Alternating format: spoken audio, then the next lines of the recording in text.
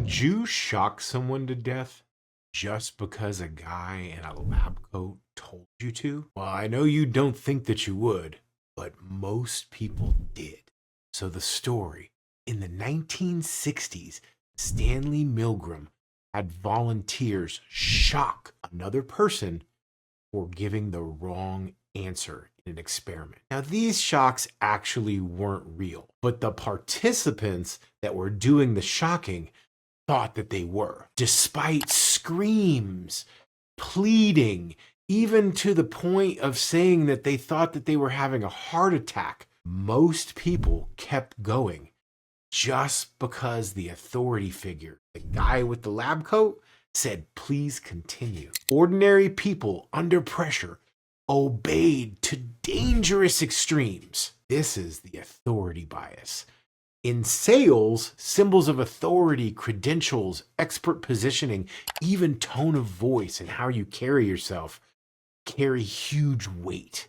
Use them ethically because authority flips compliance. The IKEA Effect. Why do people love IKEA furniture, even though it makes you curse during the assembly? Researchers found that when people build something or create something themselves, even if done poorly, they value it far more than if it came pre-assembled. This is called the IKEA effect. Effort creates attachment. We're wired to love what we put our hard sweat and tears for. Lesson in sales, get prospects to co-build the solution with you.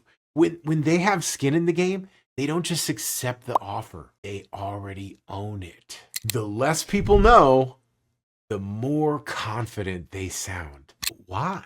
Dunning-Kruger tested people on logic and grammar, and those with the lowest scores ranked their skills the highest. Meanwhile, the true experts underestimated themselves. Ignorance breeds overconfidence, but knowledge breeds humility. The lesson? In sales, don't confuse loud confidence with true expertise. And with prospects, educate gently. They may think you know more than they do. Guide them without crushing their ego.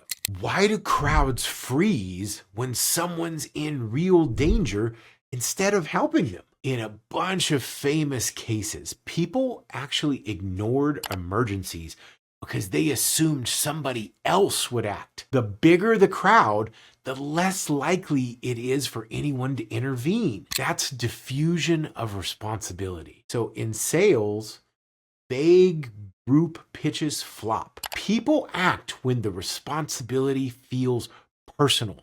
So speak directly. This is for you.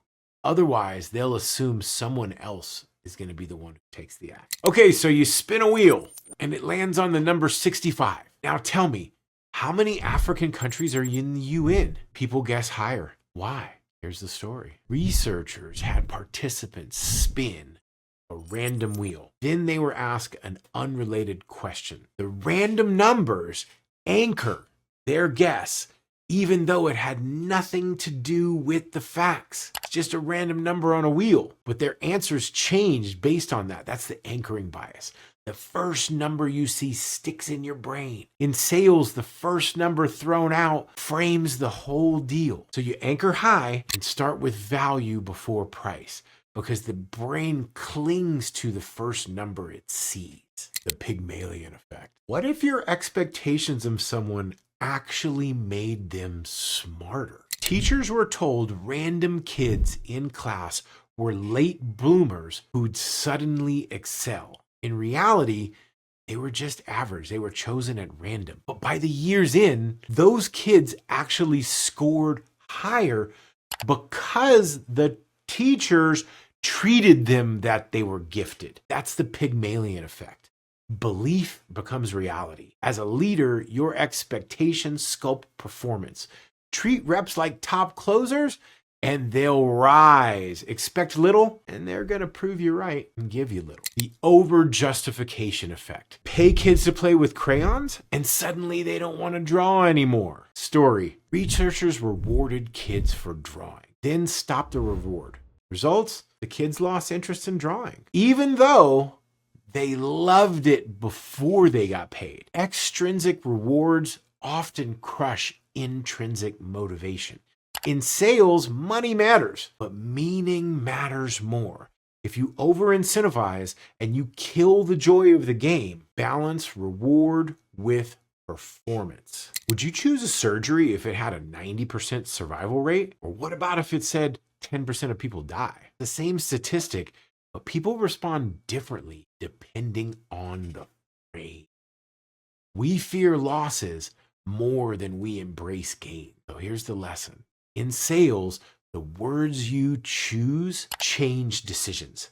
Don't just frame what they gain, frame what they risk by not acting, because the brain tilts towards loss. Your brain doesn't remember experiences accurately. It remembers the high point in an experience, and it remembers the end of the experience. In one study, patients rated painful procedures less awful when the ending was smoother, even if the total pain of the surgery was 10 times longer than the other surgeries. Meaning, like, this was a small procedure, but it was extremely painful for like 2 minutes. They rated that pain as crazy, astronomical, like very discomfort, hate it.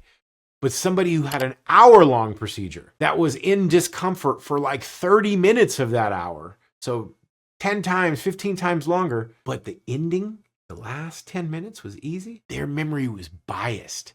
And so it's called the peak end rule. So you look at the peaks and the ending, not the totals. In sales, leave every interaction with a strong close and a positive vibe. That's what the prospects remember. Not every detail, but the peak and the ending.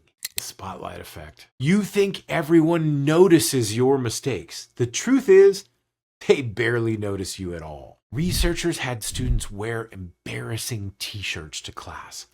They thought half the class would notice. In reality, less than 25% actually noticed. We dramatically overestimate how much others pay attention to us. Prospects aren't dissecting your every word. They're wrapped up in themselves.